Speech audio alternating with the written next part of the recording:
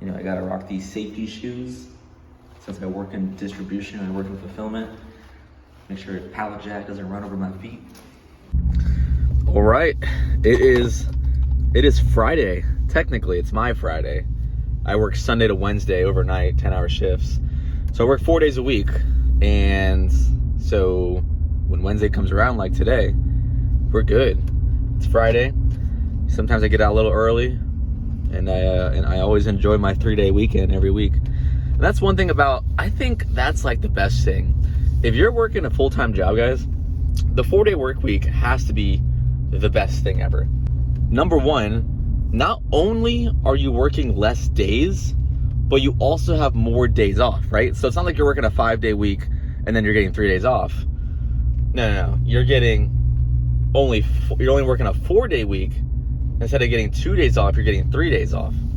So it's like a double hit there. And let me tell you, that third day comes in so clutch, because I think we can all agree that the 2 days is just not cutting it. The 2 days off, because the first day you kind of just have to rest from a long week. And then the next day, it's already your last day, and you got to like figure out, you know, things that you want to do. Or maybe you did figure out something you want to do, so you spend all day doing that. And then you don't really have any housekeeping stuff. Like, you still got to get groceries, and then you got to still clean the house and all the other stuff you got to do, all your errands. But the third day, if you have 3 days off, that third day is when you do all the housekeeping stuff and you kind of like get organized and get ready for the week again. 3 days off. One of the best things possible. All right. Today's video, I'm going to talk about why you need to start now. You need to start doing whatever you have been thinking about now, okay? So you need to stop waiting and start doing. For example, most people will spend their entire life waiting and waiting and waiting. They'll be 22, have a dream. 25, well, I don't know yet. I'll wait. I still got time. 28. I'm still in my 20s. I'm young. Then they get married. Then they have children. Well, I can't because the baby's young, so I'll wait for them to get a little older. Then the baby is a little older. Now they're 40. But work's consuming them because they're in the highest paying part of their career. They're probably in the most stressful part of their career. Maybe when work dies down. And then work dies down, they're 50. They start to get a little tired. You know what? I don't really want to do that anymore. That dream that I once had, I don't really care about doing that anymore. And they never actually get around to doing anything because they've always been waiting. They're waiting for the perfect moment, which may never come. There's no such thing as a right time to get started. How many of you have kids and you're like, or don't have kids? There's never the perfect time to have kids. You just kind of just have kids and you figure out and you learn as you go. Same thing as a business. You figure out and you learn as you go. You start with what you have and you figure out what's working, what's not working, what you can improve on, and you learn as you go. No one has everything together when they start a business. No one has everything together when they start making content, when they start learning. That's the part of the journey, learning and growing and getting better. And it's a shame because there are so many people who are so talented in this world that never do anything with their life. And it's always the really, really smart ones that get paralysis of the analysis, meaning they sit around and they overthink their ideas to the point where they actually doubt themselves and their ability that this could actually work. See, you have to have some level of delusion in your mind to believe that your ideas would work. That's why it's always the B and C students that they're the kind of ones that start things and they get going because they genuinely do believe in themselves and they're delusional enough to believe that their idea is not that as crazy as it seems, and then they just go and act on it. And they learn and they act on it and they tweak it and they get better, and that's what usually happens. But if you never start anything, you will never know what it's like on the other side. I would rather fail at something than to never start. Because the never starting would dwell in the back of my mind for my entire life. Like, man, what if I just did that? What if I got started on that? You would never know if you didn't start. It's like moving out of your hometown. You don't know what kind of life is out there until you move out of your hometown and you go live on your own. You don't know, because your mind can only picture things that you've already seen, right? That's when you dream. When you dream, you can only dream of things you've ever seen. That's why blind people can't dream, because they've never seen, unless they've seen in the past. So it really, really comes down to you putting your foot forward and saying, you know what? I'm going to do this. Regardless of what people say, regardless of what people think, if you believe in yourself, you'll make it work. And nowadays, doing abnormal things that are not considered like a typical job is very normal. Content creation is very normal. Making videos online, affiliate marketing and brand deals and sponsors. Like 10 years ago, that was like so taboo. But now, TikTok Shop, affiliate marketing, YouTube AdSense, sponsors, brand deals, drop shipping. Like there's so many random like ways to make money online. It's not a typical job, but you need to take advantage of this ever-changing life. Life is ever-changing. It's always changing. And here's the thing. Most people don't start because they are afraid of uncertainty. When they're afraid of uncertainty, they don't know their outcome. It's not clear-cut. People like consistent. They don't like change. But let me tell you, the only thing consistent in life is change. Things are always changing.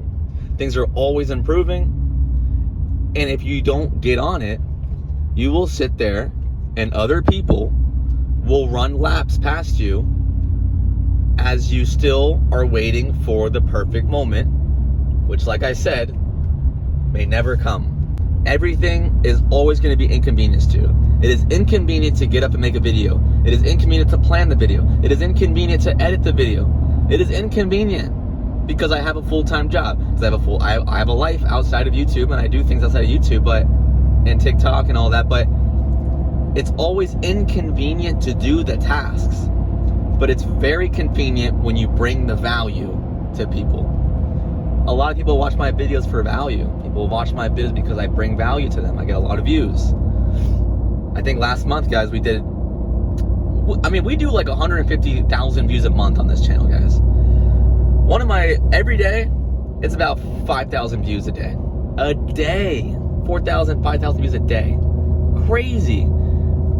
And you start making a video, or whatever, you start doing something, let's say you make a video, it gets 200 views, it gets 5 likes. You're like, man, this ain't for me. Are you crazy? 10 likes is not a lot, 200 views is not a lot, but here's the thing. What if 10 people came up to you in real life and said, hey man, I really like your stuff? Every day, somebody, like random, 10 people say, hey, I like your videos, man. You really bring a lot of value, keep doing it. Would that not motivate you? When somebody likes your video, would that not motivate you in real life when they say, hey, I really like your stuff, you're doing a great job, and I appreciate what you do, I'm learning a lot? That would get you going. So think about those views, those likes as real people, because they are. They came from real people. And they had a will to just watch and scroll. Be like, you know what? I really like this. I'm going to save it, and I'm going to like it, and I'm going to subscribe.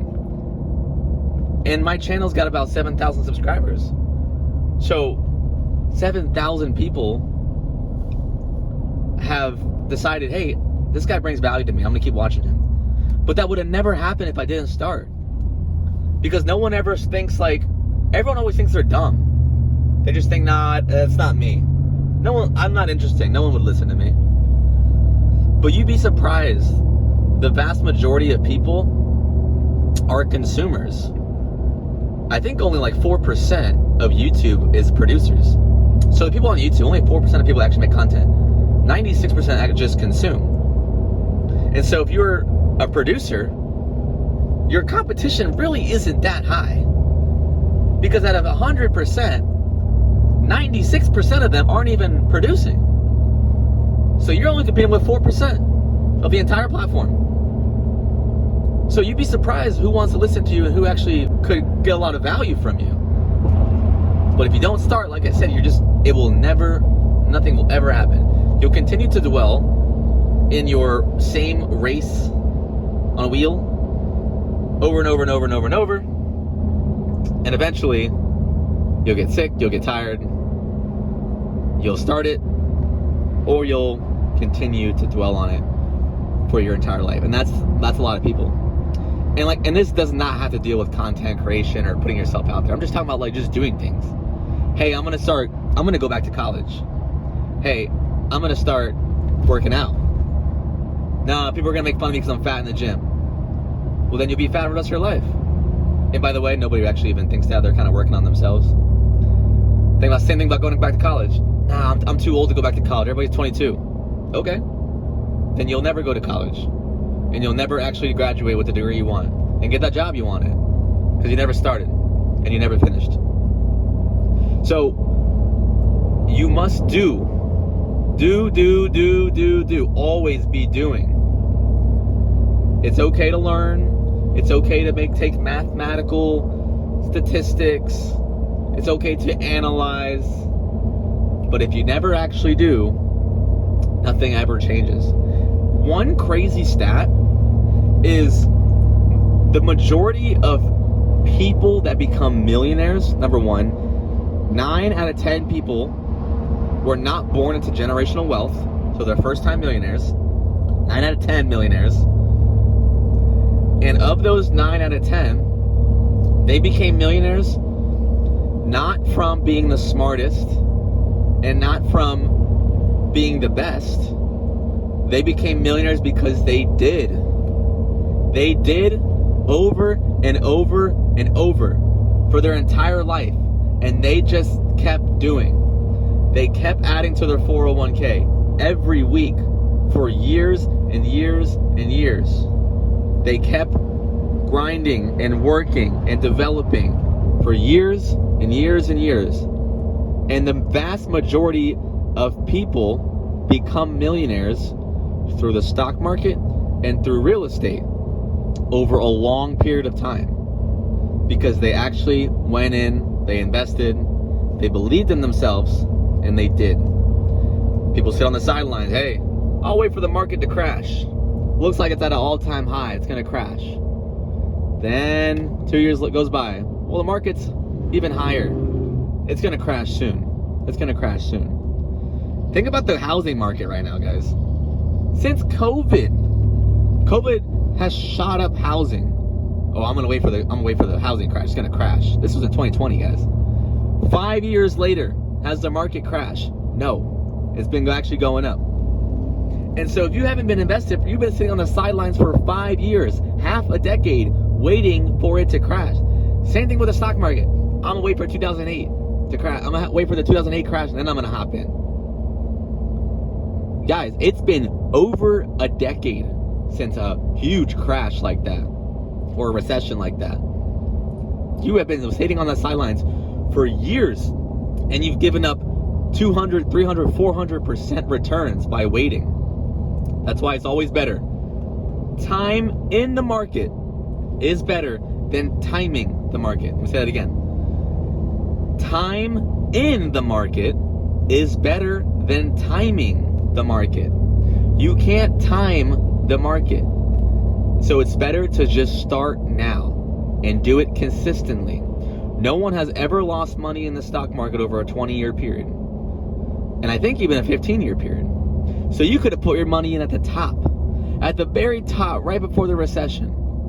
15, 20 years later, you would have made money. You could put it at the bottom, anywhere in between, it doesn't matter. You would have made money because it's a long-term game. So you just got to do, and do it over, and do it over and over.